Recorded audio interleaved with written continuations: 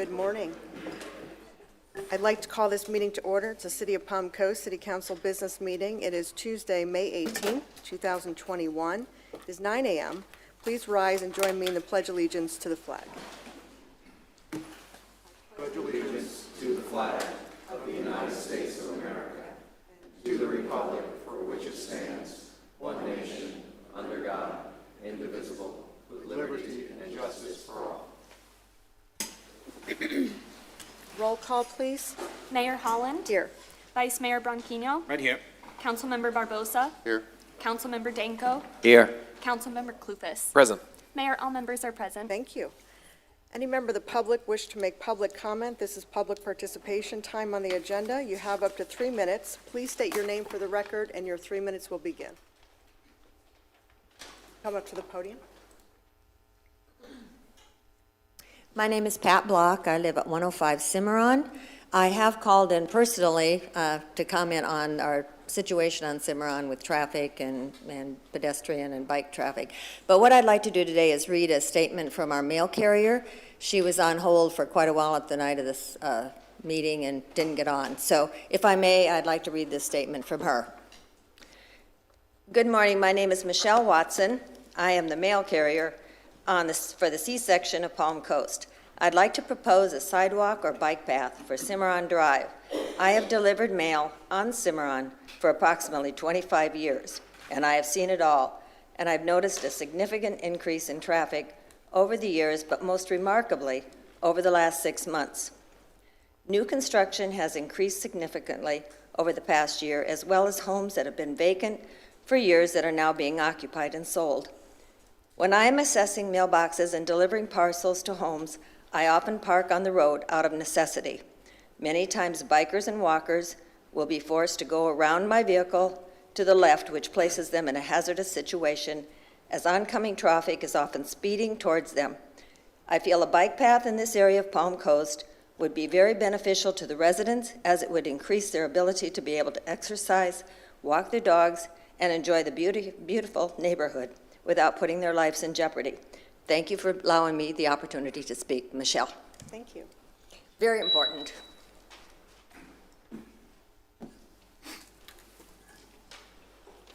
Good morning. My name is Dennis Berg. I live at 20 Cherokee Court East in Palm Coast. And I'm going to read. Ma'am, if you could, just go ahead and put that down, please. So, thank you. Okay. We're here to support Al Cryer and others in the idea of adding a bike lane to Cimarron Drive. I was almost hit by a speeding delivery truck while riding my bike on Cimarron Drive. The truck was breaking state law by not staying at least 3 feet away. It was only inches away. On Cimarron, it is impossible to obey the 3-foot law when 2 cars and a bike are in the same cross-section of the road. All it takes is a moment of distraction to be another Palm Coast statistic. To illustrate the danger, we staged and photographed a typical situation. In this picture, the vehicles and the trike and the pedestrian are stationary, but just imagine if you were on the trike and the truck did not stop and wait for a chance to pass. Someone would need to call 911. So thank you, and have a nice day. Thank you. Next speaker.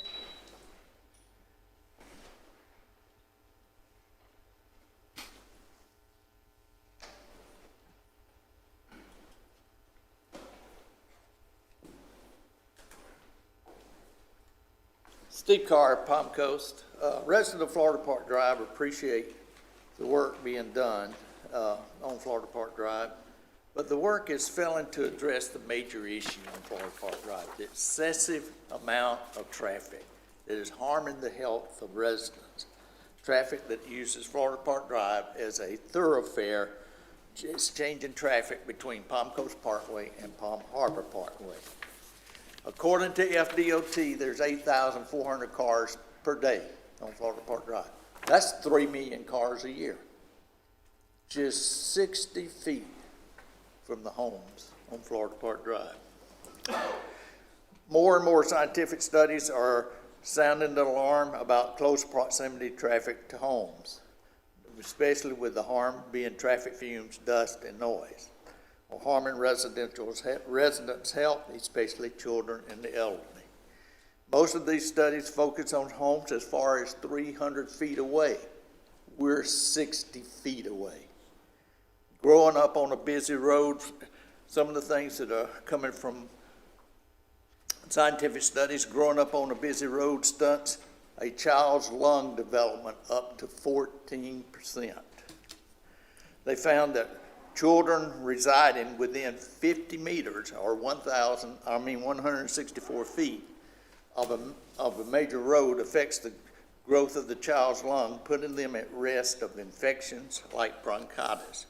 Children who live closer to busy roads had an increased insulin resistance by 7%. This has been linked to lung damage, reduced organ growth, and pneumonia. So the amount of traffic on Florida Park Drive is just not residential health-wise good for the residents. We would like the city to do something to reduce the amount of traffic that's on Florida Park Drive. According to a 2012 study, it was published that living less than 328 feet from a major road would increase 27% higher death risk over 10 years. That was for a major road, but we're not really considered a major road, but we are a very busy road. 3 million cars per year. That's ridiculous. And you need to think about the children that play in Holland Park on the basketball courts.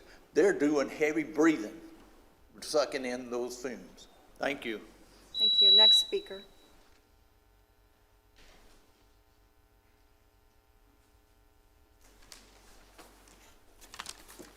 Good morning, Reed Lewis, representing Fluid Swim Team. I'm here to discuss my passion for competitive swimming and the need for the development of a competitive swimming pool here in Flagler County and/or the city. I personally learned to swim at the age of 4, started swimming on a swimming team at the age of 14. It paid my way through college, and I traveled throughout throughout this hemisphere with my swimming career on various swimming teams. It was a great experience. I then took it to the next level. I coached swimming. Been coaching it ever since. Taught thousands of swimmers, children through adults to swim, both competitively, recreate, and to survive in the water. I've cited these experiences because I feel like the benefits of a true swimming program and an aquatic facility can bring those same types of experiences to the children of our city. Regards to wellness, swimming pools can be life or death. Swimming or water can be life or death. Swimming saves lives. According to the USA Swimming Foundation, drowning is the second leading cause of an unintentional injury death, with the highest rate of children between 1 and 4 in the United States. According to the CDC, every day about 10 people drown, 20% of them children. Quote, swim teams help make kids and adults safe with water safety programs through Learn to Swim programs. Swim meets bring revenue. If you have a swim team, viable swim team, 500 swimmers come to a swim meet, there's another 1,500 support people behind them. Parents, coaches, grandparents, siblings, they come to town, they stay in our hotels, they eat at our restaurants, they learn about the city and participate in our activities. Potential revenue into the millions of dollars.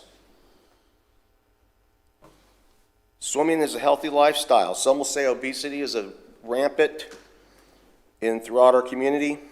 Swimming is a complete workout, works on lungs, heart, low impact, builds all over strength.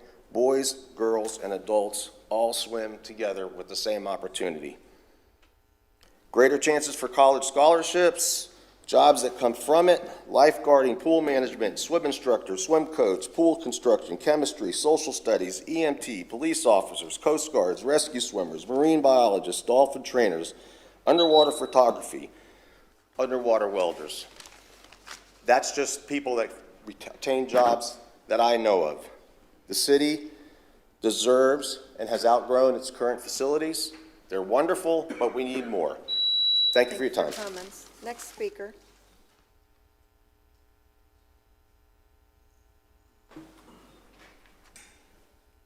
Alan Lowe. A few city council meetings ago, I asked if you had a business plan or other information regarding the now approved racket center. According to the responses I received then, it appears that you didn't have any. At another city council meeting, I presented numbers concerning the potential vast amount of water that may be needed to wet the clay courts. Before I presented those findings, I clearly stated that my numbers could be wrong. I then proceeded using the absolute worst-case scenario, as there were no other city data available to me for calculations at the time. Additionally, I commented on the recent large jump in material costs and stated that the construction estimates given could probably be wrong.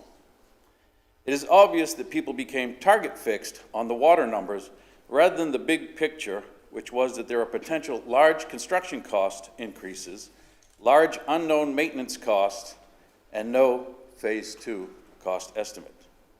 Wouldn't it have been better at the time to step back and separate the forest from the trees and then move forward? I appreciate that my numbers raised concern and were actually looked into. However, I believe that people were target fixed because the numbers that I started off saying were potentially wrong became the subject of contention during the last city council meeting. There were claims of fake news as one response, and another response that there would only be a few thousand gallons used. My Google search returned a few interesting sites. One very interesting one was 10-s, that's the letter S.com. I found the average water use to be about 700 gallons per day per court, or 255,500 gallons for one court per year, which is about enough to fill 15 backyard swimming pools. Not necessarily just a few thousand gallons. But please, put these numbers aside, because the true point I was and I want to make is that the construction costs are a one-time expense, but maintenance costs are forever, and we don't know what those costs are. So I'd like to ask, do we have a detailed breakdown of those costs, and if so, may I have a copy? Do we know the different types of court surfaces that will be used, and how many of each type will we have? If so, may I have a copy? Do we know how much the racket center will potentially increase the property values of the development stated to be constructed in the close proximity? And they're having memberships as part of their HOA fees, and if so, may I have a copy? Do we know the average property value increases for the property owners throughout the city, and if so, may I have a copy? Thank you. Next speaker.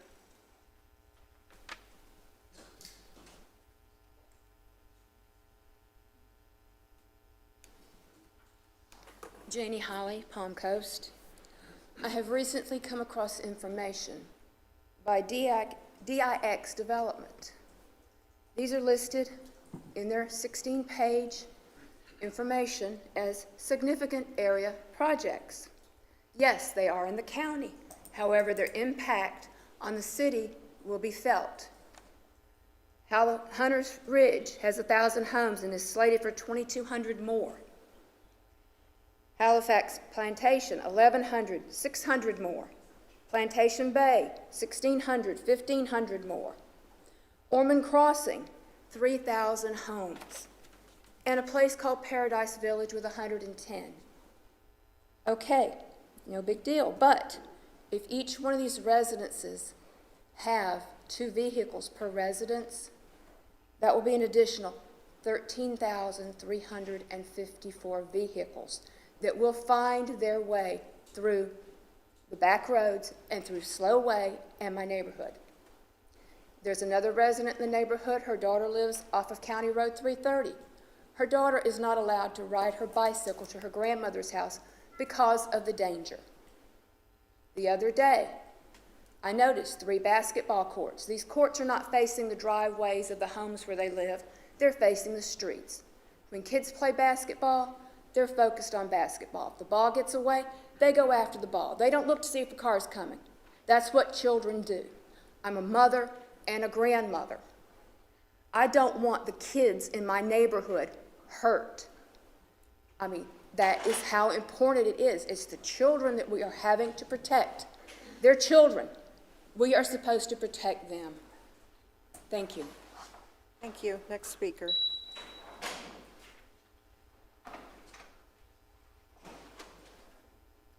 There is one caller, Mayor. Thank you.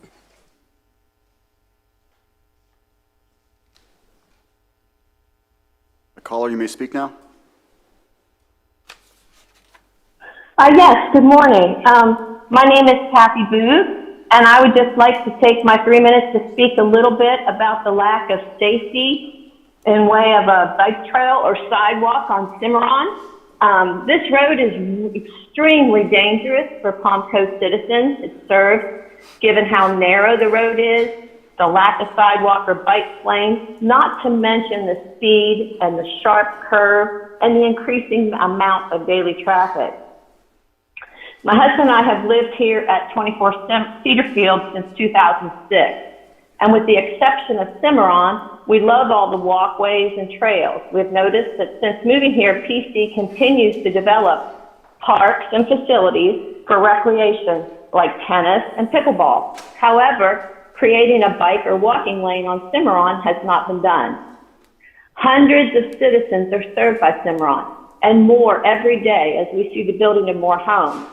Cimarron was designed before the development of the entire sanctuary neighborhood, which continues to grow. Bike riders and walkers coming out of the sanctuary of the C-section have to transport their bikes or drive to the beautiful new walkway and bridge created on Palm Harbor to be safe.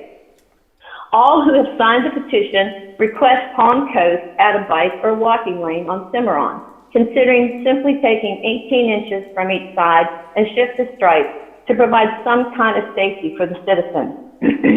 The danger is there. The citizen taxpayers are requesting the city invest the taxpayers' money to reduce the danger. My husband and I have ridden our bike for miles in PC and have no fear with the exception of leaving our very own neighborhood. Cimarron is the kill zone and should be fixed. Respectfully, we request Palm Coast eliminate the kill zone by building a bike lane or sidewalk on Cimarron to protect its citizens. Thank you. Thank you. Thank you. Okay. We'll review public comments. I think there might have been one more person that just came in. Normally, I ask public in person, then I go to, Okay. that's been my practice. I will allow this. If one more person would like to speak from the audience, you need to come up to the podium, ma'am.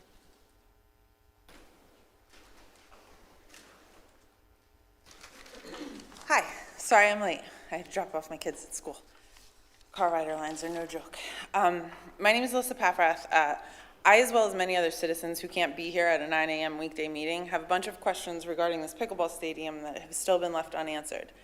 And before you inform me that I can go look up the information, you work for us. It's your job to sell us this project, not our job to find out where our tax money is being spent.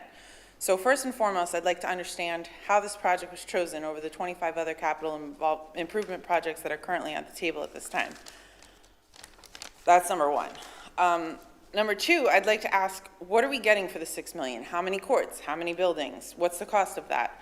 What are the maintenance costs? What happens when the $6 million is used up? Where does the additional money come from? How will the money be raised? When the project goes over budget, where will the extra money come from? When does the taxpayer not have to pay? Where does this public-private partnership come into play? What is it up front? It doesn't seem to be specified exactly what that is. Who will, if someone is taking over the maintenance of this, When will that ownership get turned over? Where does the private partnership end?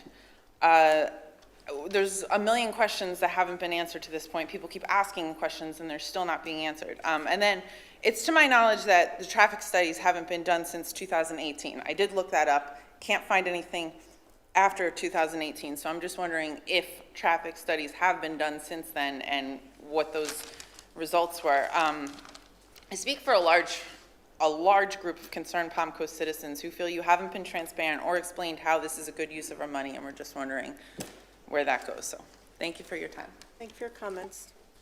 Okay. So Cimarron Drive, this has been discussed over several council meetings. We have identified this as a project, and as a council have asked our staff, meaning our city manager, to go and look for a solution. And so working with our FDOT partners, our TPO partners, as well as our engineers internally, they are doing a full analysis, making recommendations to this council, and hopefully getting it on a future project to where it could be funded.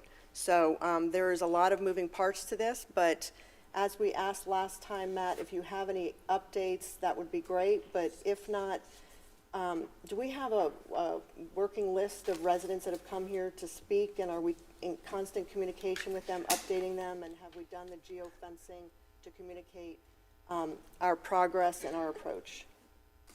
Yes and no. We have a list that continues to grow. If you're not on the list or you haven't submitted your information, please make sure we get it. Brad is here, I believe. He's raising his hand in the back. He'll make sure we get your email.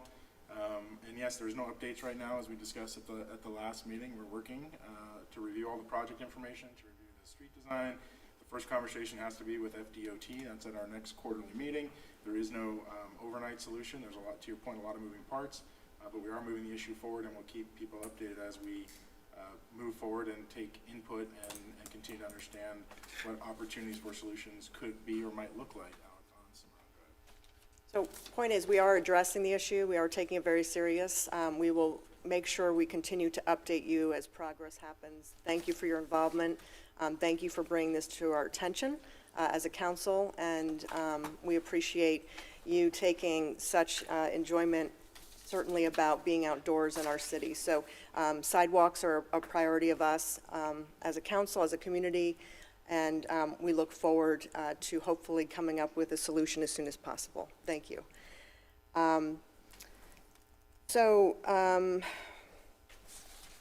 The Reed Lewis for the swimming, thank you for your comments as well.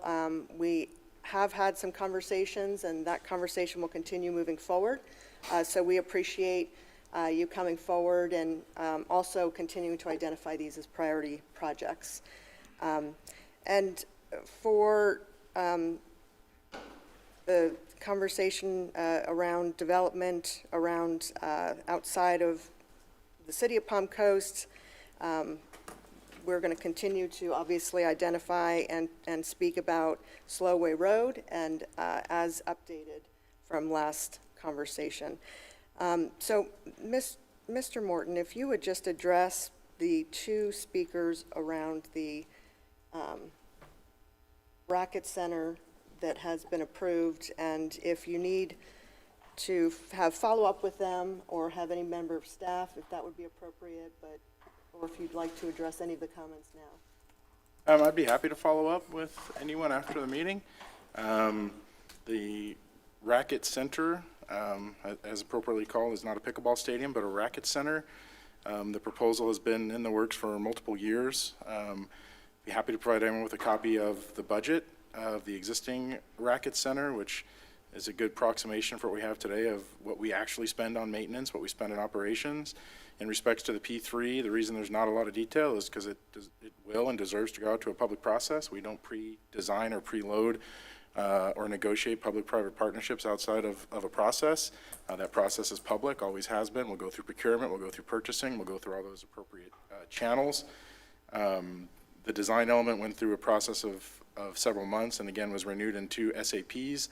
So some of the questions I'm not sure what answers you're entirely looking for, but as always, we will sit down. I'm happy to sit down with anyone and discuss it, provide all the documents, all the history, the background, the parks programming, what we know from our own experiential relevance here in Palm Coast, what maintenance and operations is, what the proposals are to move maintenance and operations forward, why the business plan contemplates this as a multi-purpose, multi-generational facility with community gathering space, with activity space for everyone from our seniors to our kids, and continues to build on a long-term recreation plan that also includes the Lehigh Trailhead. It's not just focused on the racket center and all the things that go along with that. It's focused on the medical theme and medical partnerships we have in the Innovation District. So I know there's a lot of questions that we're looking for very specific answers, which obviously don't have the spreadsheets up. I'd be happy to meet with you or send you information. I know Virginia probably recorded all those questions for responses to our two speakers, and whatever records we have, be happy to provide those to you. And you'll probably get those this week. I'm sure you will, actually. So, thank you. I had a comment on this, but I want to leave it to the end. Yeah. I want to leave it to my comments. Yeah, it's not.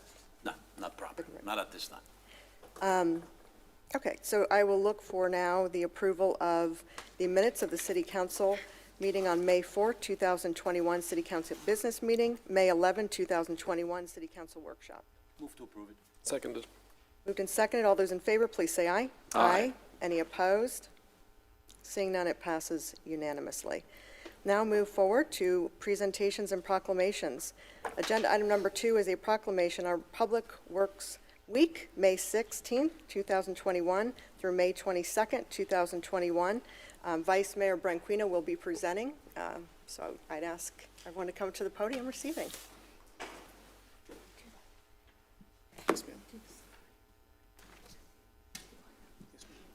Good morning. BJ Coe, Public Works Crew Lead, Streets Division. Correct. Sure. Like we do with other. If you don't mind, I'd rather have all of you guys here. If you don't mind. I don't mind at all, sir.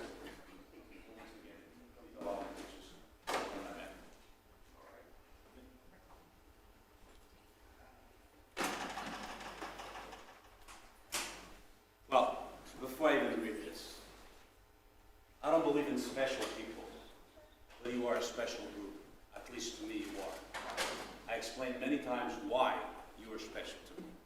Because the things you do sometimes out there, I don't know if I would.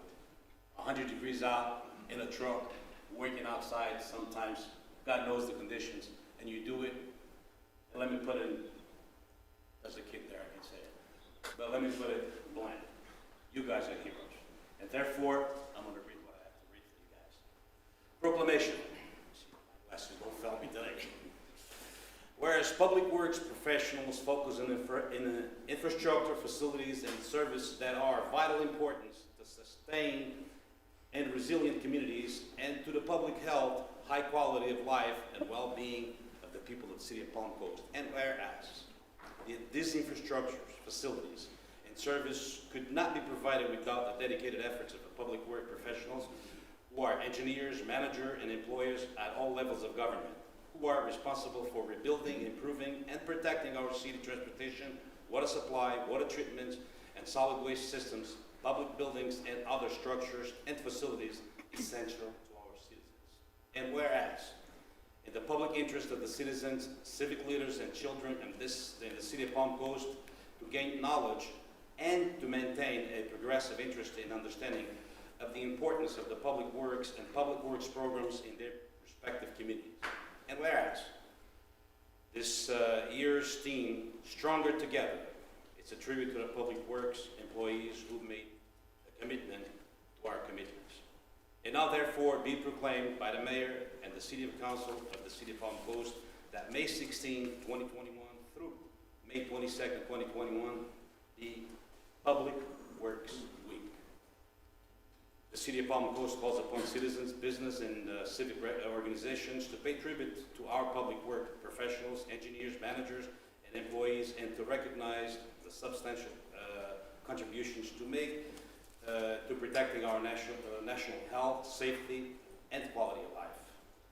Signed this 18th day of May 2021 by Melissa, the Mayor, and Virginia Smeedy, City Clerk. Sir, in the name of all of us over here, gladly give you this proclamation, and I would like to hear what you have to say, and please be kind to this guy, okay? Absolutely. Thank you, Vice Mayor Branquinho, Mayor, members of council. So I do have one of our leads here, Benny Cope, that would like to say a few words, but from myself and the rest of the members of Public Works, thank you for your continued support and for allowing us to serve the citizens of Palm Coast. Good morning, do this again. I would like to begin by saying thank you to the City Council for the proclamation and recognizing the hard work of all the Public Works professionals out there. Our Public Works management and crew leads came together and wanted to showcase what we do for the City of Palm Coast. We decided on hosting a Touch a Truck event and reaching out and inviting all local agencies, county and citywide. From providing vital services that keep the city operating and looking beautiful, and those that provide emergency services to the citizens, and much, much more. Epitomizing stronger together what National Public Work Week means to us. We would like to invite the mayor and city council members and all of our citizens to our Touch a Truck event and see and experience a glimpse into our world. This Saturday, May 22nd from 10 to 1 p.m. right here in the town center. Thank you.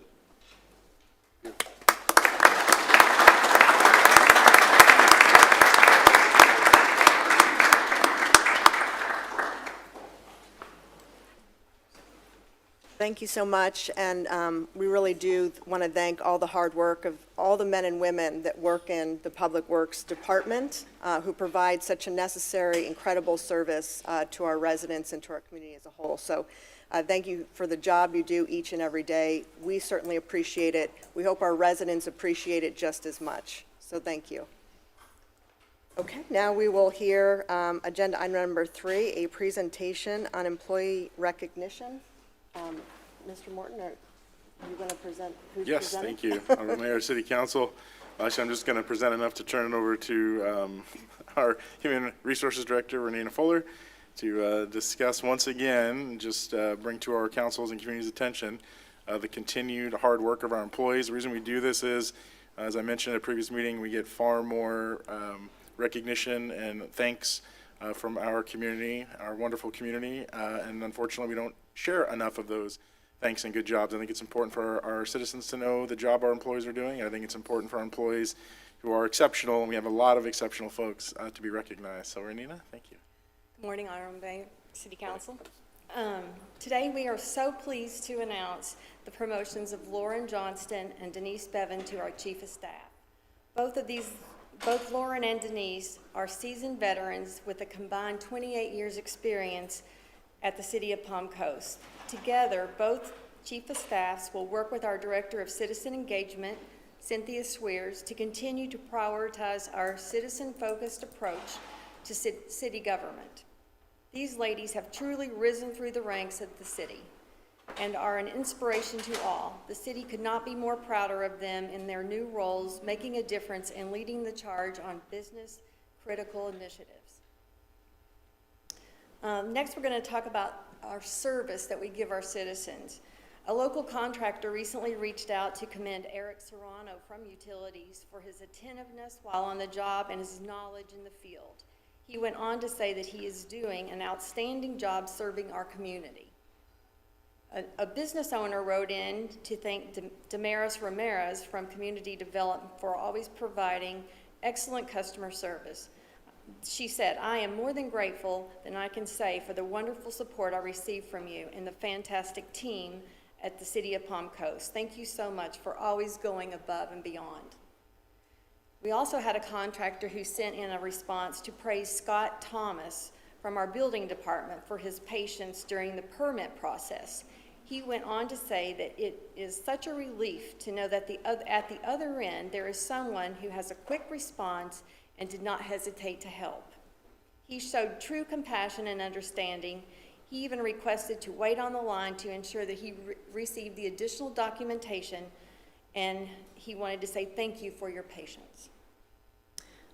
Next, we're going to talk about our business-friendly initiative. A local contractor put in our new business-friendly initiative. We would like to reach out and say what an amazing time we had at the meeting with you a few weeks ago about streamlining the permit process. It is so nice to meet in person.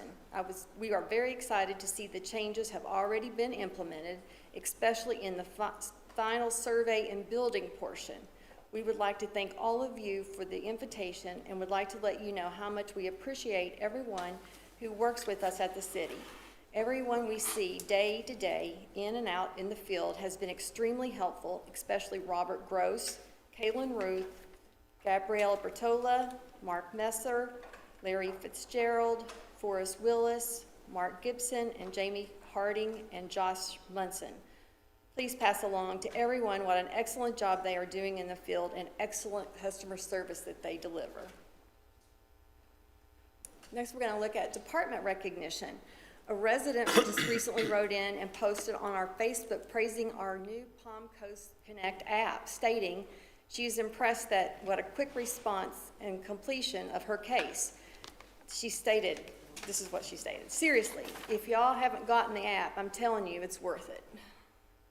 Thank you for our Public Works field crew for their immediate attention." The Palm Coast Little League would like to thank our Parks and Recreation Department for their hard work in keeping our fields maintained. This is not always an easy task, especially when the weather is not cooperative, but they always manage to do their best to make the fields ready. A Palm Harbor resident wrote in a note of appreciation to our Public Works Department, thanking them for maintaining our streets, landscaping, and the overall appearance of our community. They want to say, please keep up the good work because y'all don't realize how many homeowners truly appreciate all the hard work you maintain in this beautiful city. Above and beyond, Chip Breach from our Code Enforcement Department wanted to give a special thanks to Jamie Rapazzo and Bill Guerrera from Public Works Department. He stated that earlier this month, his daughter was taking his granddaughter to school when she hit something in the roadway near her house. She got to Seminole Woods, her tire began to go flat. Jamie and Bill were in the area and took notice to his daughter in distress. They pulled over and assisted her in changing the tire.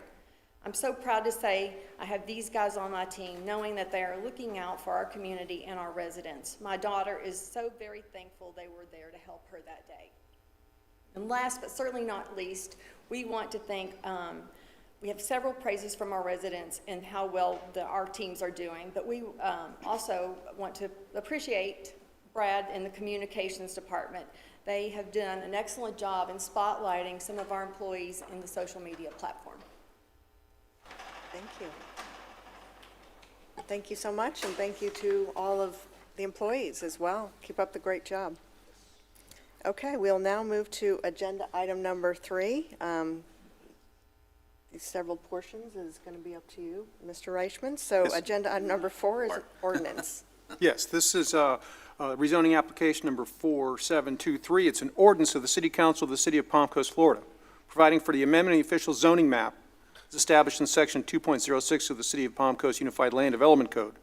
This ordinance amends the official zoning map for 10.05 acres, more or less, of certain real property generally located in the northeast quadrant of Palm Coast Parkway Southwest and Bridgehaven Drive, and being more particularly described in the attached Exhibit A to the ordinance, from the general commercial or COM2 zoning district to the Master Plan Development or MPD zoning district, approving the Advent Health on Palm Coast Parkway Master Plan Development Agreement, and providing for severability, conflicts, and an effective date.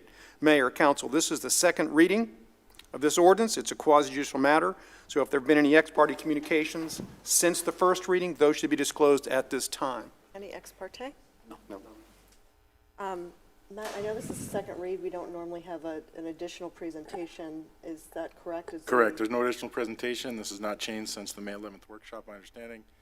Ray has one item, apparently he's waving me down. Yeah, we do. Actually, between the first and second reading, we normally don't have a presentation, but the applicant informed us that there was a survey error. Didn't affect the advertising or anything like that, but we just wanted Mr. Hoover to show you one slide of some of the changes that will be implemented into the development agreement, sort of minor. So what happened was the site didn't change, but the what's on the property, there's no change. However, it's sort of like taking a piece of the cake, but the cake got smaller, but your piece is still the same. So some of the requirements for development in the MPD agreement would no longer be meeting the standard. So we modified those requirements, and there's 3 of them. The first one is maximum impervious surface area, which includes buildings, concrete, and sidewalks. Previously, it was at 65%. We increased that to 70%. The minimum open space is actually the opposite of that. It's the pervious surface ratio that decreased from 35% to 30%. And then maximum floor area ratio increased from 40% to 45%.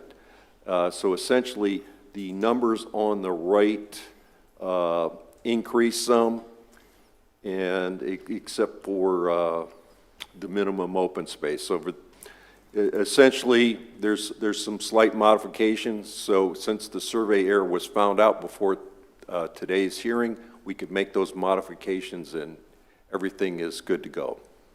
Council, any questions or comments on this agenda item? Any member of the public wish to make public comment on agenda item number 4, please do so at this time. None, I'll close public comment. I'll take it back to this council. Entertain a motion. Yeah, I'll make that motion, and this is very special to me, and I'll make that on my son's name if I'm allowed. Please, make that motion to approve it. I will second. Moved and seconded. All those in favor, please say aye. Aye. Any opposed? Seeing none, it passes unanimously. Agenda item number 5 is ordinance on first read. Mr. Reichman. Mayor, Council, this is an ordinance amending Section 4938 of the Code of Ordinances. It's an ordinance of the City Council of the City of Palm Coast, Florida, relating to backflow prevention devices, amending Section 4938 of Code of Ordinances of the City of Palm Coast, and it provides for severability, codification, conflicts, and for an effective date. This is a legislative matter. You have a lot of different issues, don't you? Everything, process. Backflow. There are no changes to this item. It has come back. Again, this is a consistency to better align our practice with Section 4938 of the Code of Ordinances. Mr. Flanagan and I believe also Virginia are here if you have any questions. Council, any questions or comments on this agenda item? Any member of the public wish to make public comment on agenda item number 5, please do so at this time. Seeing none, I'll close public comment, take it back to this council, entertain a motion. Move to approve this ordinance. Seconded. Seconded, all those in favor, please say aye. Aye. Any opposed? Seeing none, it passes unanimously. Agenda item number 6 is an ordinance. Mr. Reichman. Certainly, Mayor. This is the annexation of properties north of Iroquois Waterway. It's the first reading of an ordinance of the City Council of the City of Palm Coast, Florida, to annex property to be included within the corporate area and city limits of the City of Palm Coast.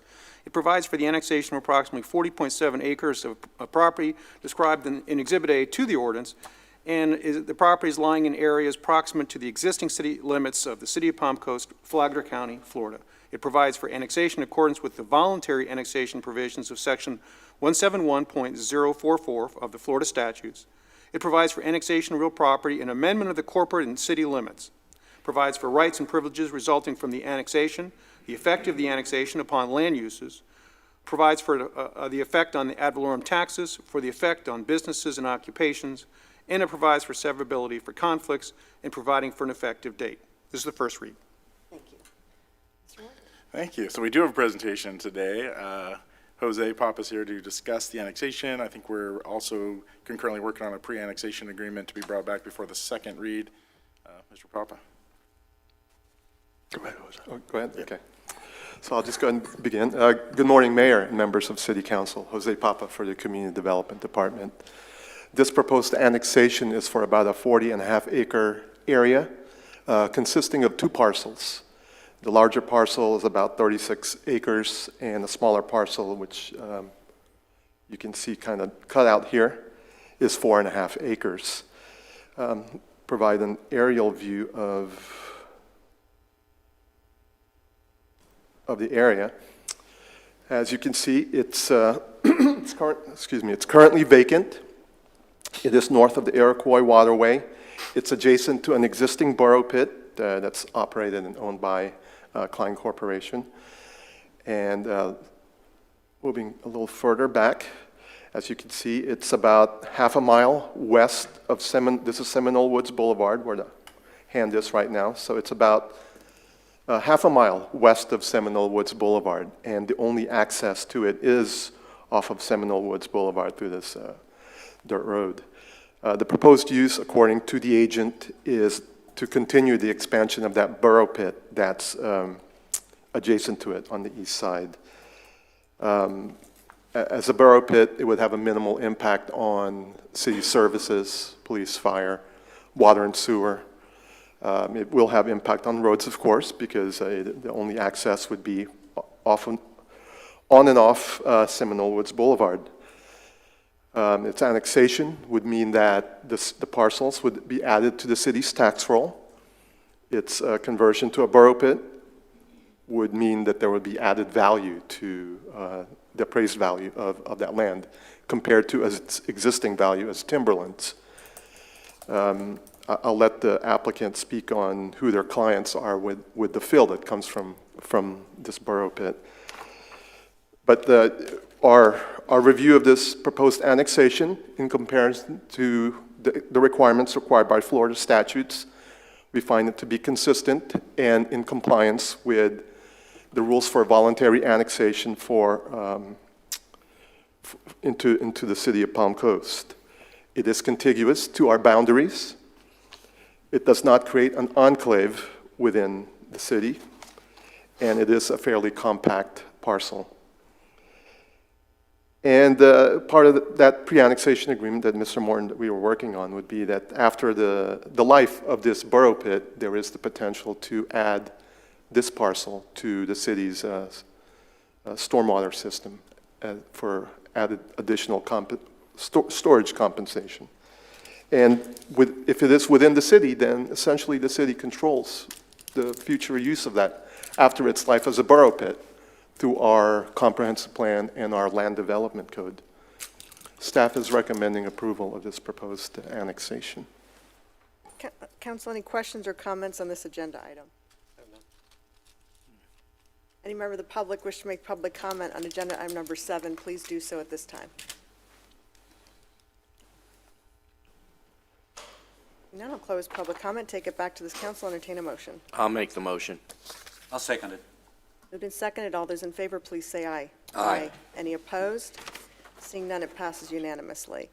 Agenda item number 8 is an ordinance amending the zoning map designation. Oh, It's okay. I know, I was moving forward on the agenda.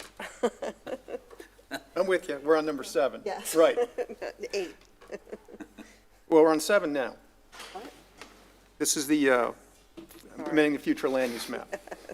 So, Mayor, Council, this is agenda number 7 on your or item number 7 on your agenda. It's an ordinance dealing with a comprehensive plan amendment. It's an ordinance of the City Council of the City of Palm Coast, Florida, providing for the amendment of the City of Palm Coast 2035 Comprehensive Plan as previously amended pursuant to Section 163, Chapter 163, Florida statutes. It's amending the future land use map or FLUME designation for 145 more or less acres of certain real property from industrial and greenbelt to residential, as described in more detail in the legal description, which is an exhibit to this ordinance. The ordinance amends a note on the future land use map to delete 350,000 square feet of non-residential use and permit a maximum of 450 dwelling units for the subject parcel. It provides for conflicts, ratification of prior acts, codification, severability, and for an effective date. Mayor, Council, this is first reading. It's a legislative matter. Thank you. Mr. Morton. Thank you, Honorable Mayor, City Council. As noted by Mr. Reichman, this is an amendment to an existing flume. This existing flume was done approximately in 2016, 2017. And to give a presentation of what the proposed amendments or subject of proposed amendments today are our staff, Ray Tyner and Jose Papa. Thank you, Mr. Morton. Hello, City Council members. Yes, as Mr. Morton indicated, there was a future land use map amendment back in 2017 when it was adopted, along with a master plan development with a development agreement. What the applicant is proposing here, the original master plan development had 214 multifamily units. So basically, we're doing a proposed future land use amendment and getting rid of the master plan development and going straight zoning Mayor, Jose Papa does have one presentation because there are two companion land use items for this, but he has the details. Thank you. Good morning again. So the proposed amendment is for a vacant parcel, which is about 146 acres, located south of Belterre Boulevard along US 1 and just north of Karras Trail, again, on the east side of US 1.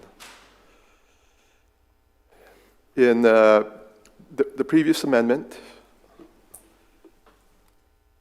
resulted in about 52 acres being left designated as industrial, while the remainder of the parcel was changed to residential, along with 13 acres of conservation. The proposed future land use map amendment would basically eliminate the industrial land use designation along US 1 and turn the entire 146 acre, or in this case 133 acres, into residential, while maintaining the 13 acres that's in conservation future land use designation in the middle of the parcel. Another part of this amendment is that there is about a half-acre parcel, as you can see on the left-hand side, the map on the left-hand side, that's designated as Greenbelt right now. When we did the initial Flume amendment in 2016-2017, that was not under the control of the current owner. He has since acquired those parcels. It's about half an acre, and that half an acre would be changed from Greenbelt to just residential also. And as a companion to this, as Mr. Tyner mentioned, is a zoning map amendment. Currently, the 146 acres you have as designated as master plan development, and again, that half acre is designated as Estate 1. And as a result of the proposed zoning map amendment, that's a companion to the future land use map amendment, you would have about 85 acres of single-family residential 1, 85 acres of single-family residential 1, 47 acres of SFR2 or single-family residential 2, which would basically wrap around the residential properties to the north and to the east. And that 13-acre conservation area would now be designated as preservation on the zoning map. With any future land use map amendment, we do a maximum impact analysis, and that's basically a comparison of what they have now and what they might have as a maximum development potential as a result of the future land use map amendment. One thing I might have neglected to mention is that as part of the future land use map amendment, there will be a site-specific policy that will limit the development on the parcel to 450 residential dwelling units. Under the current future land use map designation, they are limited to 348 dwelling units and 350,000 square feet of non-residential development. So the exchange here is that we're getting rid of all the commercial development, 350,000 square feet of non-residential, and basically increasing the maximum potential by 102 dwelling units to 450 dwelling units. And as the analysis would show, as you move away from non-residential to residential development, you would have a less of an impact on transportation demand. There's about 1,200 less trips. There's less demand on water and sewer services to the tune of about 28,900 gallons per day in water, 14,926 gallons in sewer. But that in turn, since more residential, more people, then your demand for parks and public education facilities does increase, and that's provided here. Compared to its previous designation where you had 348 residential, there would be an increase in demand of about 2 acres in parks and 25 additional students as a result of the proposed amendment. It's an impact on the environment. There will be no additional impact on the environmental because, again, the amendment does not itself expand expand the developable area. And additionally, that existing conservation area that's in the middle of this parcel will not be altered or touched by this amendment. Its consistency with the surrounding land uses, the proposed flume designation of residential is consistent with the existing neighborhood to the north and the east, and the development plans, when they come in for a plat or site plan, that only take into account that there is existing industrial uses across US 1 that's within unincorporated Flagler County. Looking at its consistency with a comprehensive plan, again, the site is adjacent to a major arterial, and there is existing water and sewer service adjacent to the property. And so it is consistent with city policies that promoting urban densities and intensities where you have existing utilities, in this case, transportation, water, and sewer. Our findings for the future land use map amendment, there is no significant impact on the level of service for public infrastructure. It's not a significant impact on the environmental conditions. It's generally consistent with the surrounding land uses and consistent with the comprehensive plan. This item went to the planning board at their April meeting. They did recommend approval of the proposed future land use map amendment from industrial and greenbelt to residential, along with that amendment to limit the development on the subject parcel to 450 dwelling units. For the zoning map, what we have again is that the entire parcel is basically zoned as master plan development, and the proposed amendment will take it to the conventional zoning designations of SFR2, SFR1, and preservation. This was the existing conceptual master plan under its current zoning.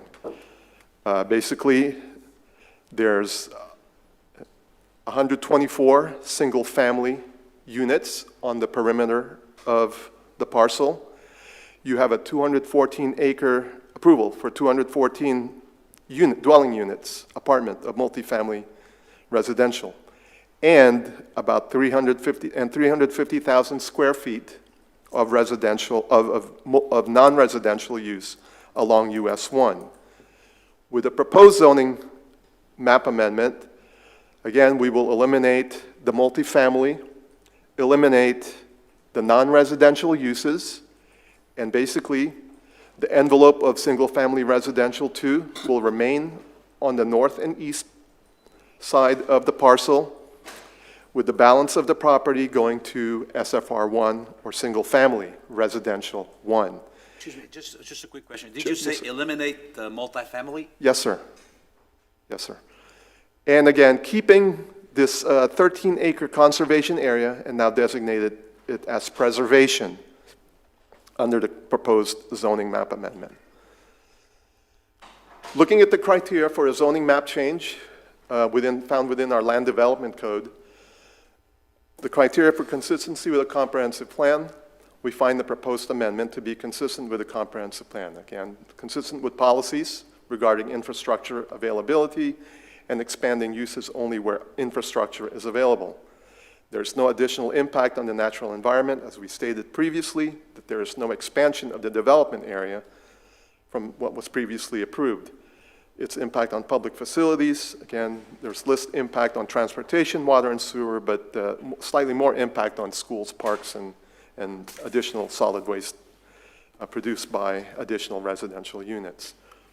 Its impact on the economy, there's no negative impact on the economy, although the loss of the non-residential uses can be accommodated by other non-residential uses within proximity of the area. Job opportunities continue to remain during the construction phase of this development. And changes in circumstances or conditions, I think what we have here is an owner who's reacting to the market demand for more residential development. Its compatibility with proximate uses and development patterns. It is compatible with the residential development to the north and the east. And again, the introduction of single-family residential units adjacent to US 1 will require consideration during the planning process to mitigate the impact of US 1 on those residential uses. But not unheard of, we have other residential uses that are adjacent to US 1. And does it accomplish a legitimate public purpose? It provides a more consistent zoning designation with with the adjacent single-family neighborhood, and that I think the preference from that adjacent neighborhood is to have mainly single-family development on this parcel. Again, at the April Planning and Land Development Regulation Board meeting, they did recommend to City Council that they approve this application, 4703, a zoning map amendment from Master Plan Development and Suburban Estate 1 to Single-Family Residential 1, Single-Family Residential 2, and Preservation. The next step here, this is a large-scale amendment, so after today's, if approved at today's public hearing, the comprehensive plan amendment or future land use map amendment will go to the state for review, along with the various state agencies will also review that amendment. And after we receive comments from those state agencies, we will schedule this item for second reading before City Council. And the applicant is here to answer any questions. And I believe they also have a short presentation.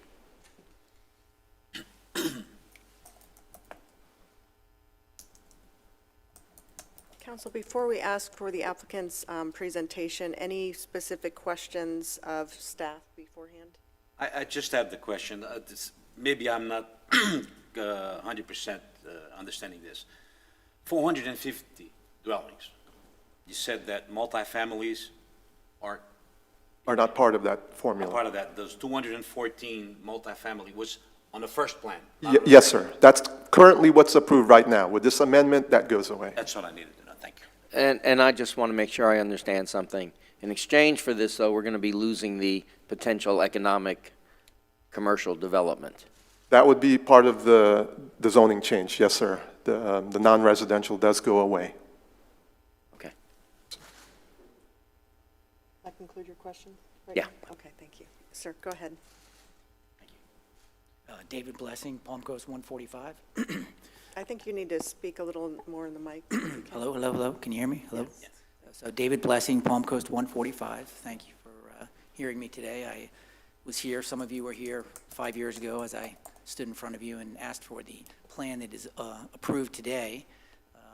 A lot of work, a lot of sweat and time went into getting that approved with some, challenges from the neighbors. And I really liked that plan, thought it was a good live, work, play idea.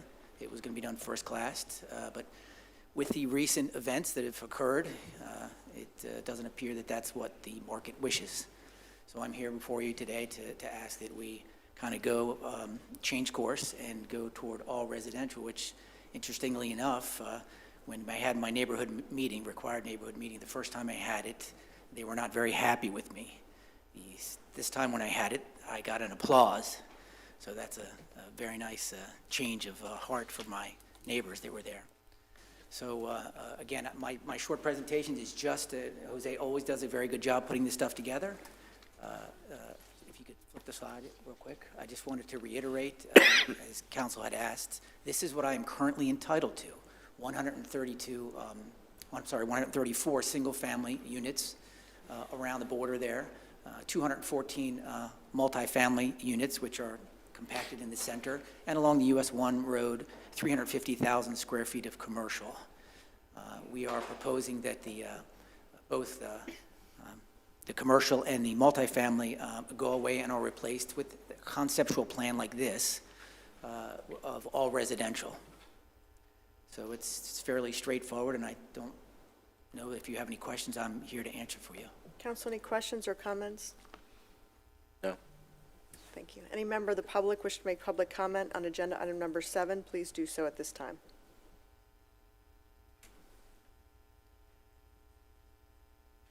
I'll close public comment, take it back to this council, entertain a motion. I'll make the motion. I'll second it. All those in favor, please say aye. Aye. Any opposed? Seeing none, it passes unanimous. Passes 4-1. Thank you. Agenda item number 8, Mr. Reichman. Yes, Madam Mayor and Council, this is the corresponding title to the rezoning, in which you've received comments and a presentation already.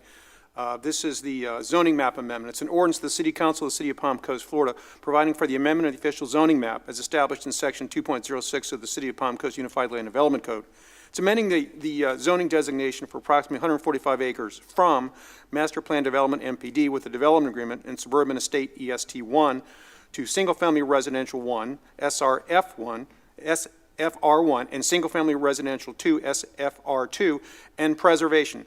The subject property is more particularly described in Exhibit A to the ordinance and graphically depicted in Exhibit B to the ordinance, providing for severability conflicts for non-codification, providing for an effective date. Mayor, Council, this matter, this agenda item is quasi-judicial, so if there have been any ex parte communications, those need to be disclosed at this time. Any ex parte? No. Mr. Morton, I'm assuming the presentation has happened. Is there additional There presentation? are no additional presentation or discussion. Council, we have staff available for any additional questions. Okay, great. Council, any additional questions? No? Any member of the public wish to make public comment on agenda item number 8, please do so at this time. I'll close public comment, take it back to this council, entertain a motion. I'll make the motion. I'll second it. Moved and seconded, all those in favor, please say aye. Aye. Any opposed? Okay, passes unanimously. Okay, I will recess the city council and convene the State Road 100 Corridor CRA Board meeting. Agenda item number 9, State Road 100 Corridor CRA Resolution approving the terms and conditions in the investment return economic development and analysis proposal with the University of North Florida relating to the State Road 100 Corridor CRA. Mr. Morton. Thank you, Honorable Mayor, City Council. Just by way of recollection, in November 2019, the City Council approved a resolution for support of higher education initiatives in the city of Palm Coast with the University of North Florida MedNexus project. Then again, on January 7th, 2020, the City Council voted to approve an economic development investment for the University of North Florida MedNexus Palm Coast initiative totaling $1.5 million, and that was approved from the general fund reserves of the city of Palm Coast to fund that. This item is related but separate. It is the seeking approval of funds from the State Road 100 CRA, Community Redevelopment Agency. It's for the board's consideration today to fund the higher education initiative. As part of this initiative, there is the attached economic development return. What is being proposed to be pledged from the CRA is including up to $1 million of CRA funds as they are available and subject to conditions by UNF of meeting conditions of performance. The breakdown is as follows: 1 year of UNF's sublease or TI, not to exceed $150,000, and then 2 subsequent years of lease funds not to exceed $150,000 each year. So a total commitment today of $450,000 from available CRA funds over the next 3 years. The remainder, if any, of the $1 million grant allocation may be dispersed to UNF, MedNexus Palm Coast, by request of the CRA board, coming back to the CRA board and validating that they are in fact meeting the performance criteria and that the program is continuing. And then as a reminder, and as part of the ROI, and doesn't show in that document, UNF has committed $1 million in scholarships to local students as part of this MedNexus program in collaboration with our stakeholders here in the Palm Coast Town Center. Thank you. Council, is there any questions or comments? Performance-based incentives are something that I prefer over, previous relationships that we've had with previous city councils, so this is excellent. Okay. Open up to the public. Any member of the public wish to make public comment on agenda item number 9, please do so at this time.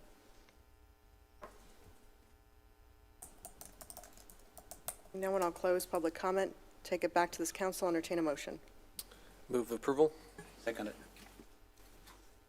Call the question. All those in favor, please say aye. Aye. Any opposed? Opposed. Just one? Okay. It passes 4-1. Agenda item number 10, Mr. Morton, I'll read the item, but if there's any additional questions or comments, you're not going to be presenting any additional information, or is that? I do not have a presentation today. What we're asking for, did you want me to read the item? I'm sorry, I misunderstood. Yeah, no, that's okay. I just wanted to see if I go right to questions or comments. State Road 100 Corridor CRA Resolution approving the lease and sublease agreements relating to the University of North Florida Higher Education Program in Palm Coast. So thank you. This is related obviously to the CRA and general fund revenues. This is the approval in essence for us to go ahead and continue negotiation, executing the 3-year lease that was discussed. MedNexus, again, by way of background for those who may not have heard, is designed to be the nation's first comprehensive university-based medical healthcare nexus, and it partners with several local medical centers. It's intended to connect university students, faculty, researchers to address the growing needs in Florida, to expand our educational opportunities and enhance medical research here in Palm Coast, serving as a hub of that innovation. On January 7th, again, the City Council of Palm Coast voted to approve an economic development investment for the University of North Florida from the general fund grant dollars totaling 1.5. The CRA has approved up to $1 million for investment in the capital and modernization and or lease here in the CRA. This will be approval of the council for me to go ahead under the terms you've heard to finish negotiating that lease for UNF and signing those documents once they have been back from legal review. Council, any questions or comments on this agenda item? Any member of the public wish to make public comment on this agenda item, please do so at this time. And I'll close public comment, take it back to this council.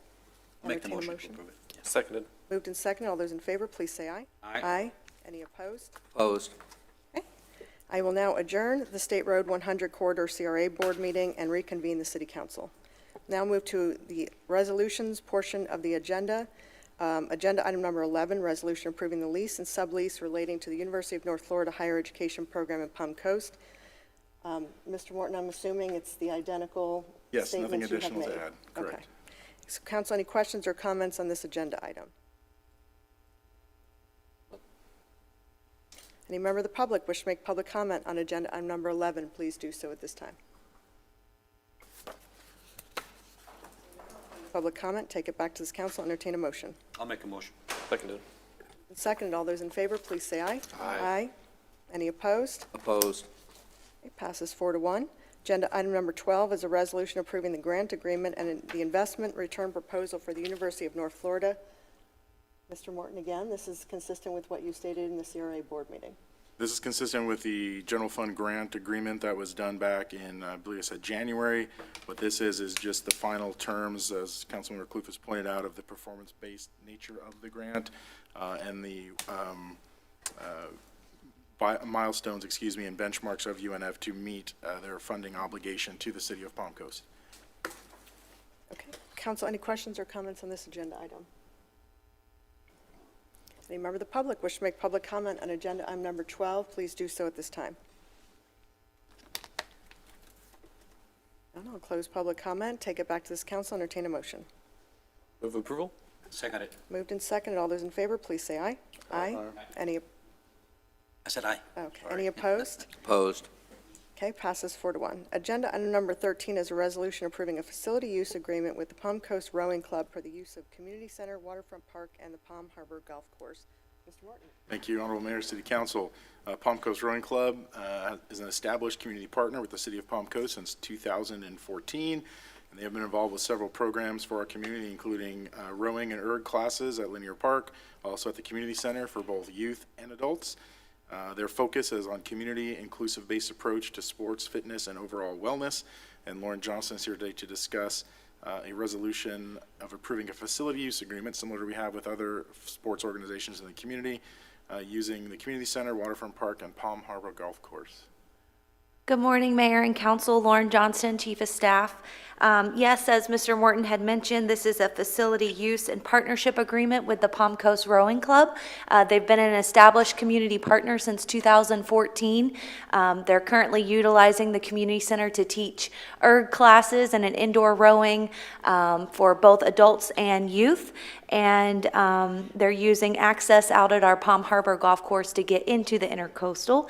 And this facility use agreement agreement is long-term to add additional space out at Waterfront Park. So Palm Coast Rowing Club is eagerly growing, and it's exciting to offer this recreation amenity to our residents. Mr. Christopher Meehan is here to present the Palm Coast Rowing Club's mission, vision, and values, and future partnership with the City of Palm Coast. Mr. Meehan? Thank you. Thank you, Mayor and Council, for having us. I'm Chris Meehan. Moved to Palm Coast about 6 years ago. Very grateful for all of the services and all of that the city offers.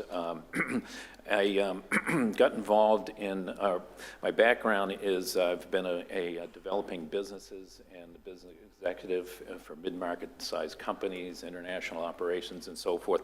But I got involved in rowing as a college student. I was a walk-on in college and rowed for a college team that eventually my junior year were very successful. We ended up being the national championship team. I rowed internationally. So I've been involved in the sport of rowing for over 50 years now. And so in coming to Palm Coast, I was very excited to see that there were a fledgling group of people who really thought that the environment here was great for bringing forth some form of rowing. Rowing makes a real difference in the lives of many people. So I'd like to present to you today a number of things that relate to what we're doing, what this means for the city of Palm Coast, and the partnership with the city that we think can really thrive and move forward quite a great rowing venue that is here.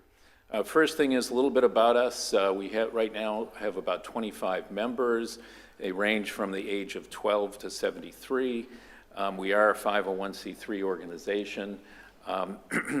We are currently rowing out of the Palm Harbor Golf Course Creek, and it is not the most ideal location to be able to launch boats and build a rowing organization. But we're really grateful for the city to have starting to develop the waterfront park for all kinds of water access and boating access and so forth. And we think that's going to be a wonderful venue for all the citizens here in Palm Coast.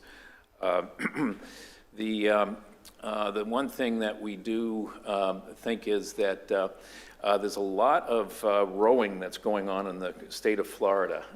There are a number of communities like Apopka and so forth that only 7 or 8 years ago just started, and they built a big boathouse. They have a lot of programs and colleges coming into their operations. The city of Vero Beach just built a new boathouse and so forth. There's about 45 programs in the state of Florida for high school rowing competition.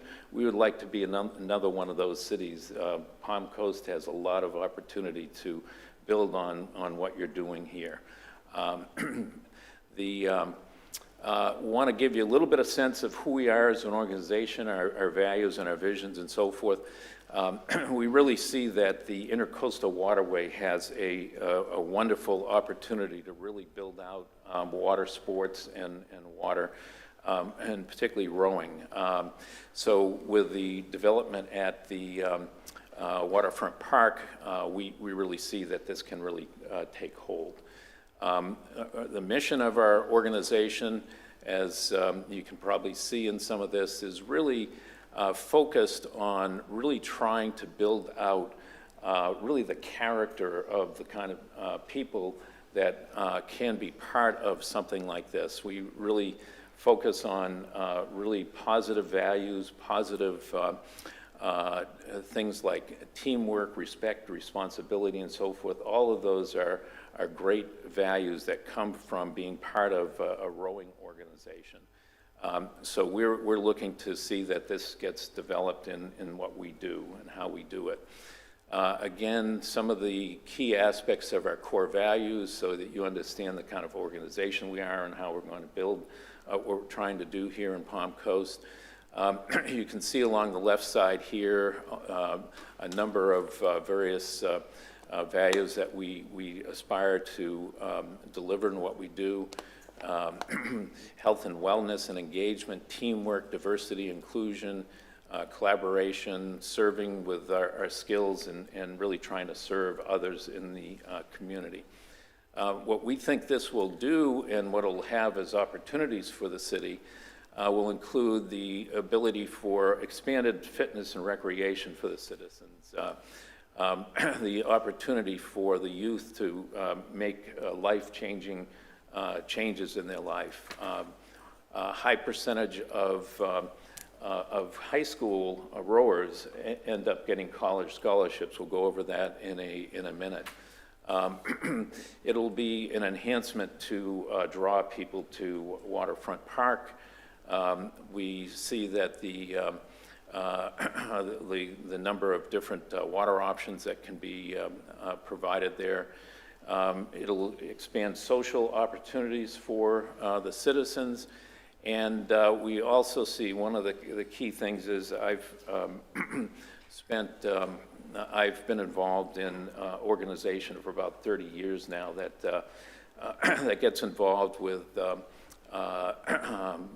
disadvantaged youth, particularly incarcerated youth in various detention centers and the juvenile justice system. And I see that there's a whole host of underserved parts of the community that rowing can be part of and serve and so forth. One of those is veterans and sports athletes. And so we see that as an eventual opportunity for us to be able to serve and so forth. And then obviously tourism revenue and tax dollars. So those are key opportunities we see with what this program is.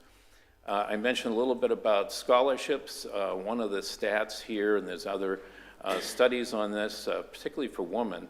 The first item up there shows that out of high school girls that row, 1 out of every 2 of them have the opportunity to get a scholarship in rowing, and a lot of that's due to the Title IX changes that occurred and the different schools adding the sport of rowing to that. For males, it's about 1 in 6, and so that's quite a bit different than you see in lots of other sports, whether it be gymnastics, soccer, football, and so forth. So this is an opportunity for us to open up some real opportunity for some of the youth here in Palm Coast to move to developing, college access and opportunity. This slide here is a little bit more in detail. I'm not going to go over a lot of it, but for you, it gives you a sense of that we really focus strategically on what we're trying to do and how we're trying to do it. But we're going to be building a number of different programs. The facility that we hope to build here in town, there's a picture of a boathouse facility in Austin, Texas right there that was developed by the city of Austin, Texas. And it's a real landmark along their waterfront there. And we hope that that's the kind of vision that we can have to develop right there in Waterfront Park. And again, with the kinds of things that a facility like that can do, events and other kinds of services can be provided, and then local tax revenues will be generated from a lot of those activities. We hope to be able to bring a number of northern colleges and club programs here to this area. All these schools are looking for rowing venues for training in the winter months in particular, and they bring anywhere from 25 to 60 of their team members and or their staff. And I, for one, have a fair amount of access into that college community. I'm the president of my alumni rowing association at my college, so I'm kind of busy with a few things these days, but have access to a lot of the college coaching programs in the country. So hopefully we'll be able to start to see something like that develop here in the community. So those are just some key elements of what we're doing. Again, these are some of our program goals to really build a safe and effective rowing program here. I think one of the key things is for the youth in the community, and that is an outlet for something new for them to learn and be part of and so forth, and particularly the underserved part of the community, with the hopes that we'll be able to have scholarships and those kinds of things to be part of something like this. I mentioned a little bit, there's a picture of that boathouse again, I use it as an example, where they've got kayak rentals and those kinds of things going on right from their boathouse facility, and we hope to be able to facilitate those same kinds of services in the waterfront with all that access that's being given. It's intended to be a broad community-based program. And then again, just additional services that we think can be provided at a facility like what we're looking to develop. Really looking to be a real good partner with the city and long-term developing our program with the city and the various components of the city. And Lauren's been a great partner with us to date to help us move some of this forward, and we thank her for that. One of the last things we have in this is a little bit of a testimonies, and when I asked a couple of our youth parents to give, a testimony, I was really surprised at the kind of statements that we did get, and one of the things that came out in all of this is that at a very early amount of time involved in our rowing program, it's really started to transform their lives. And if you get a chance to read some of this, I'm not going to read some of the details, but even a little bit of a sad news that on the girl on the left here, Maddie, and good news at the same time. Her dad actually passed away last week, and she really found that the rowing team, the rowing program was a real, came around her and really made a difference in her life. So.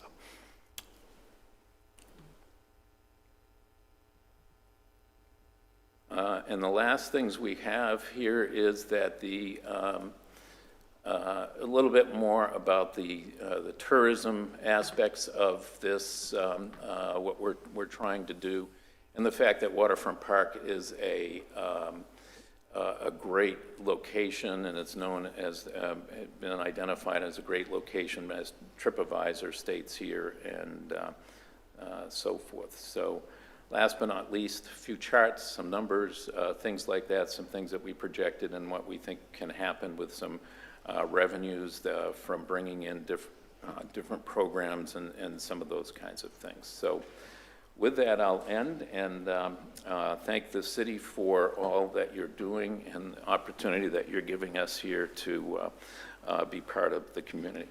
Council, any questions or comments? Just one quick question. The length of this agreement, the facility agreement, the length.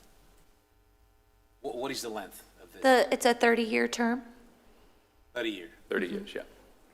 It's very similar to the established agreement that we have with Palm Coast Little League. If I would just like to comment that growing up, I wasn't exposed to rowing. I grew up in upstate New York. I've always been a runner, so the endurance aspect of rowing has always been intriguing to me. Most recently, within the last few years, I had the privilege of working with one of the most determined engineers I've ever met in my life, and it turns out that he actually used to be a lightweight state champion rower. At one point, he went to school in Cornell, and they ended up being national champions. But the amount of discipline and resiliency that rowing adds into your life, it's something that I didn't know about, and I accept that I don't know about all sports because we can't participate in everything, but it's really been a humbling experience to realize that a sport like this exists and that the more youth that we can get involved, the better, and it really teaches you a lot about getting through the hard times because it's similar to running where you just have to endure the stink. We use other words, but it's an endurance sport, and I just wanted to say thank you for being resilient with your current situation and encouraging children to participate because it really does change lives. It's the same type of mentality that it requires to be a long-distance runner, and I just want to say thank you. Thank you. Excellent proposal. Fully on board with this. Just also want to thank the whole rowing crew and group and organization that really has put forth an extraordinary initiative that takes advantage of some of our natural resources, but aligns with Palm Coast strategies overall. So I think this is an exciting opportunity for us as a partnership. We do this often, and it's provided tremendous value long-term for all ages. So I look forward to seeing you out there, and certainly look forward to the progression of your organization and the growth opportunity and the partnership our city will afford. Thank you. Any member of the public wish to make public comment on this agenda item? Welcome to the podium. Yes, here. sorry. Mayor Hollins and City Council, it's great to be here. A very exciting topic. So I have 3 minutes. So my name is Roger Kohler. I've been in Palm Coast for 5.5 years. I'm a father of two school-age daughters, age 13 and 15. I've got to know their friends from age 8 to 15. Well, I guess one is 16. I'm currently president of Designs for Health. We have revenues now approaching $200 million. When I got here 5 years ago, about a $50 million company. I've grown to 200. The headquarters is here with the warehouse, about 80 employees, and probably growing to 100, about 400 employees at a national level, but then based here in Palm Coast for about the last 8 years or so, Designs for Health. The company's has allocated $5,000 a year to the youth program specifically to support the rowing club. So we're very much behind that. The company manufactures vitamins, supplements, and protein powders, bars, vitamins for practitioner market. We're #1 brand in the practitioner market. So very much a lifestyle and health and wellness company, aligns very well with rowing. We just achieved an NSF certification for a sports line. So Patrick Mahomes was one of the quarterbacks, took our product extensively at Texas Tech University, et cetera. But so rowing, I rowed in college at the University of Texas. You saw the boathouse at the University of Texas. I was a walk-on freshman there. Back then the boathouse was a barn. You know, I think it just was a rowing club, a crew club sponsored sport. But that was 1985, 83, in that range. I've been rowing almost 40 years now. What drives me is really, it's been said multiple times, I think we're in a position to change lives. So I row now, I can compete. It's a sport you compete your entire lifetime. I won a medal recently in Sarasota. I'm not a great athlete, but it's a lifetime sport. But I am driven by the kids, and so I have 2 young daughters myself. One picture was there. Maddie, got to know her very well. Her father just passed away last week, I think. But I've got to know a lot of the young athletes and the potential athletes in the area. Some I don't see how they're going to make it to college. I know them well. They have relatively high grades. College is expensive. I know their families well. Probably can't afford college. But the statistics are there for a female, particularly, and a little bit less for a male athlete. 50% chance of getting a scholarship, and there aren't any weak colleges with rowing scholarships of significance. They're all good schools, good national schools. And you saw a statistic for a female athlete, 50%. I think it's higher than that in Palm Coast. This is one of the best rowing venues in the country. It's a north-south orientation, wind protected, low boat traffic, warm water. So there are people competing for those scholarships, many for the Northeast or the Midwest. They're frozen over in the summertime. In the wintertime, they can't row. So our athletes can train year-round. So we can take advantage of that. It's a huge, huge opportunity. Fully behind the boathouse pictures you saw, it's my understanding they'll be funded by the public through donations and so on. Thank you for your So we're comments. fully behind that. Thank you. Thank you so much. Next speaker.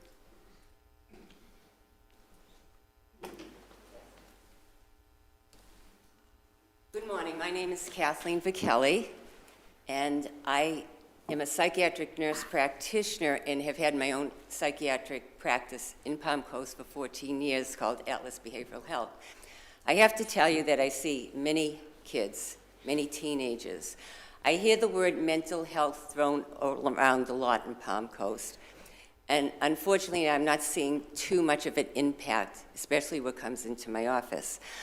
What I see is a lot of kids that have nothing to do, that come from broken homes, that have low self-esteem, lack of confidence, nothing to do, have no goals in life, feel that they have no future.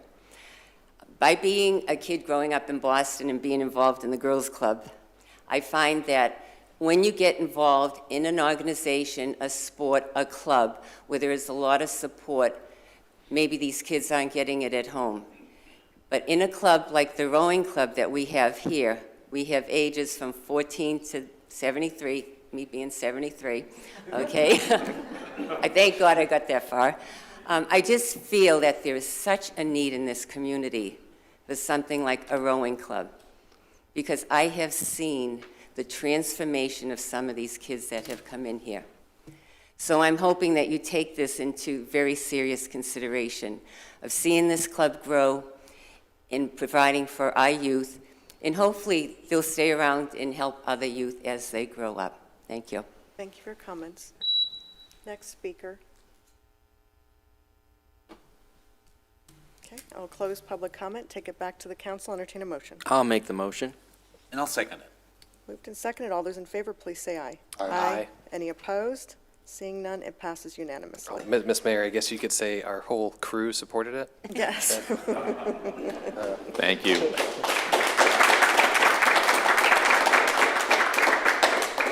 Now move forward to the consent agenda portion of our agenda. Any member of the public wish to make comments on items 14, 15, 16, 17, or 18, please do so at this time.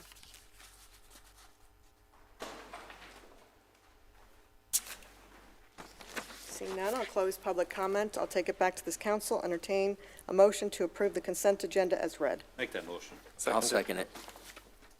All those in favor, please say aye. Aye. Any opposed? Seeing none, it passes unanimously. Okay, we'll now move forward to the end portion of public participation. It's a time for the speakers that have not spoken at the beginning of the meeting that wish to make public comment. You have up to 3 minutes, and please state your name for the record.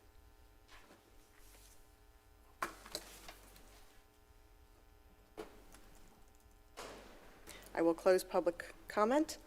We will now move to discussion by City Council of matters not on the agenda. I will start with our Vice Mayor, Vice Mayor Branquino. Yes, ma'am, thank you. I had a statement here that I was going to read regarding the tennis center, but due to the fact that the people that I was going to mainly direct it at are no longer here in this room, I'd rather say it in my next meeting.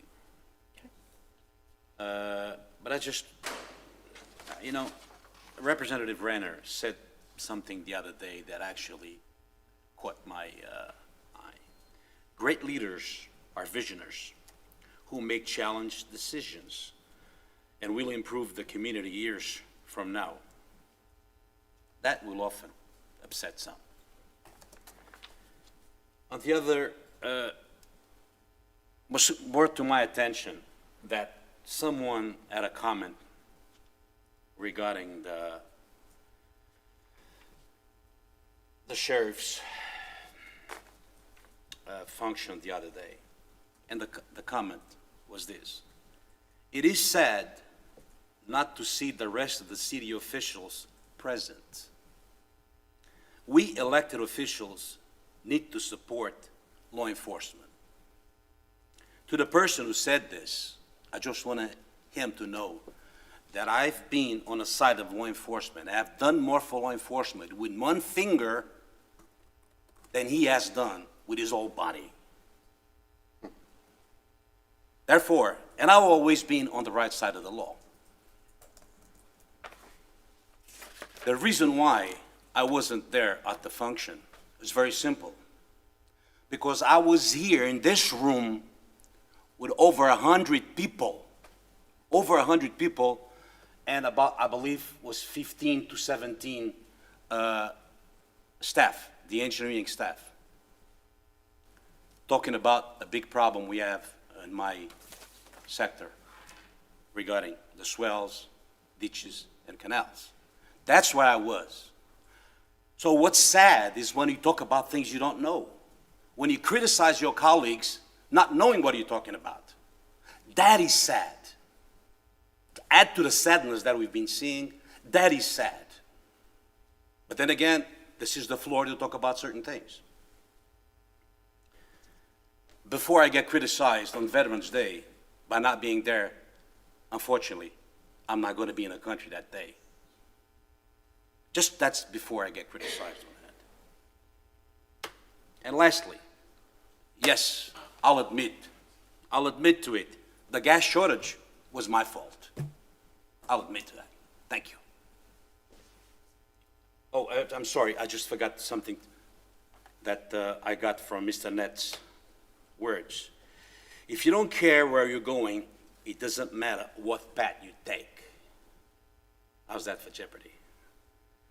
Those who complain the most accomplish the least. How's that for Jeopardy? Thank you. That's my piece for now. Okay. Councilmember Clufus. I was just going to talk about the success of our Holland Park Phase 2 opening and how successful that was and how it really brought joy to see all of the children enjoying themselves, and it gave perspective that I'm not necessarily sure that I had as of recent because of the type of events that we've been having with our local government and, you know, kind of just disorderly conduct and forgetting what we're here to do and why our focus is on giving back to our community and the legacy that will exist even after we're gone, and being part of that event and seeing all the city staff that put so much hard work into building what is a phenomenal flagship park for our community, and seeing how it's going to be a draw and driving through on the weekend and seeing it packed from ear to ear. It was great, and it gave me the perspective that I had been looking for, and I just wanted to thank all the city staff and all of our council for having the vision and the stick-to-itism to be able to see things through, so thank you. Councilmember Barbosa.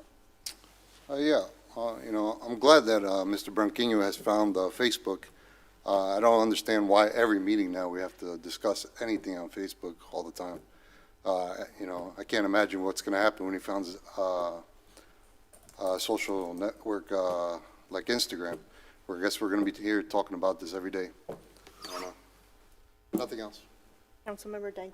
Well, I'm just glad that Councilman Burkino has taken blame for the gas shortage and I don't have to. Thank you.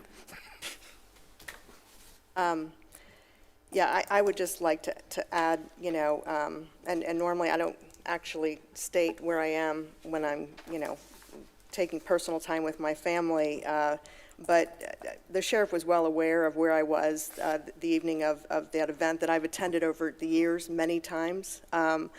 And obviously he knows where I stand with our law enforcement and public safety in this community. I was spending time with my son, who was home from Germany, serves in the United States Air Force, was home for the first time in several years, and he was only here for a week before he was sent to Turkey. So I was very proud to have been cooking some home-cooked meals for my son, who serves, again, our country, and I wish him well over in Turkey. But I do think it's important to note that, you know, criticism is one thing, but people should probably know their facts before stating things. And that's all I have. So discussion by city attorney of matters not on the agenda. Nothing, Mayor. Discussion by city manager of matters not on the agenda. I have 3 items today.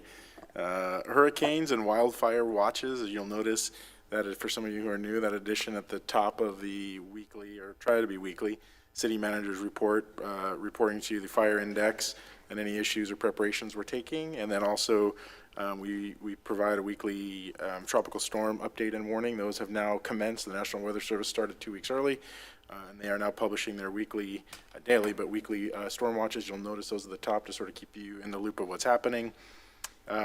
Great feedback this week from the splash pad.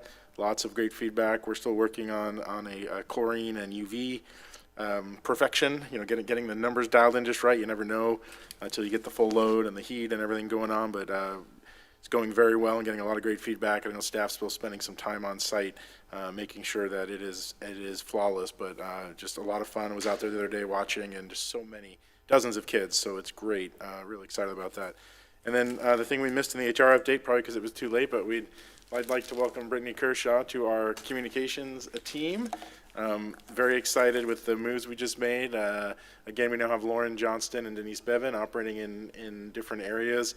The idea of that really is to bring intense cross-functionality to our city in every area, to continue to push out the last silos we have in terms of communication, in terms of operation. Why? Because it matters to our residents. If we have a team that is resilient, that is empowered and capable, it continues to result in the feedback we saw today, and again, the overwhelming feedback we get from the community that they feel heard, they feel listened to, and we're responding to issues. So very, very thrilled with that. And the same with Brittany. Brad has done I think, a very good job. But I really think now we have the dynamic duo, Batman and Robin, whatever we want to call it. But really excited to see our comms team really develop their strategy, engage our residents, tell our story, and more importantly, provide even higher levels of consistent and transparent information. So welcome and thank you. That's all I have. Motion to adjourn.